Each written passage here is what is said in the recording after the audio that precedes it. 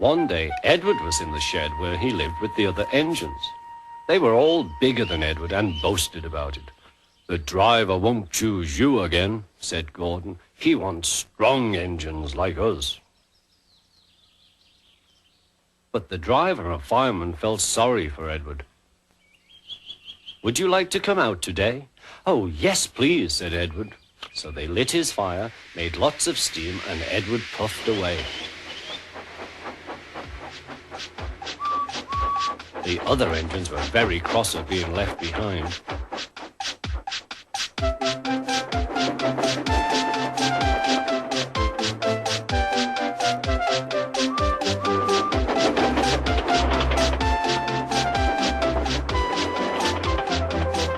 Edward worked hard all day. The coaches thought he was very kind, and the driver was very pleased.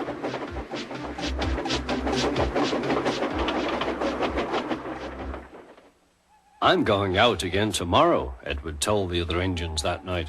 "What do you think of that?" But he didn't hear what they thought, for he was so tired and happy that he fell asleep at once. Next morning, Edward woke up to find nothing had changed. Gordon was still boasting. "You watch me, little Edward, as I rush through with the express. That will be a splendid sight for you. Goodbye, little Edward. Look out for me this afternoon."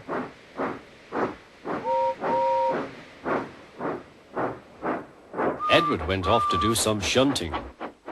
He liked shunting. It was fun playing with freight cars. He would come up quietly and give them a push.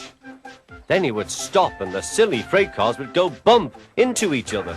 "Oh," they cried, "whatever is happening?"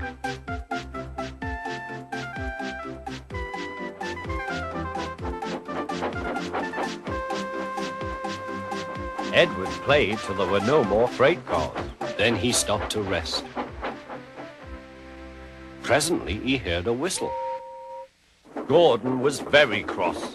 Instead of nice shining coaches, he was pulling a very dirty freight train. "A freight train, a freight train, a freight train," he grumbled. "The shame of it, the shame of it, oh, the shame of it." Edward laughed and went to find some more freight cars. Then there was trouble.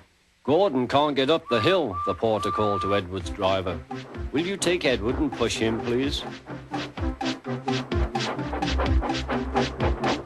They found Gordon halfway up and very cross. His driver and fireman were talking to him severely. "You're not trying." "I can't do it," said Gordon. "The noisy freight cars hold an engine back so." Edward's driver came up. "We've come to push." "No use at all," said Gordon. "You wait and see," replied Edward's driver. They brought the train back to the bottom of the hill.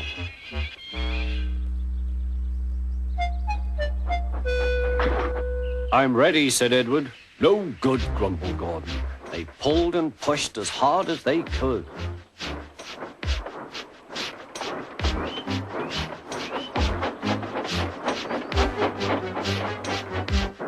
"I can't do it, I can't do it, I can't do it," puffed Gordon.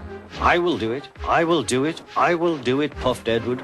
Edward pushed and puffed and puffed and pushed as hard as ever he could. And almost before he realized it, Gordon found himself at the top of the hill.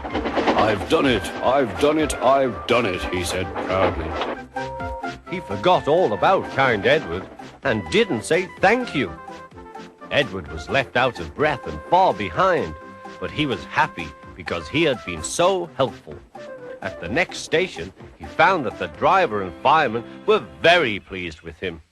The fireman gave him a nice long drink, and the driver said, "I'll get out my paint tomorrow and give you a beautiful coat of blue with red stripes. Then you will be the smartest engine in the shed."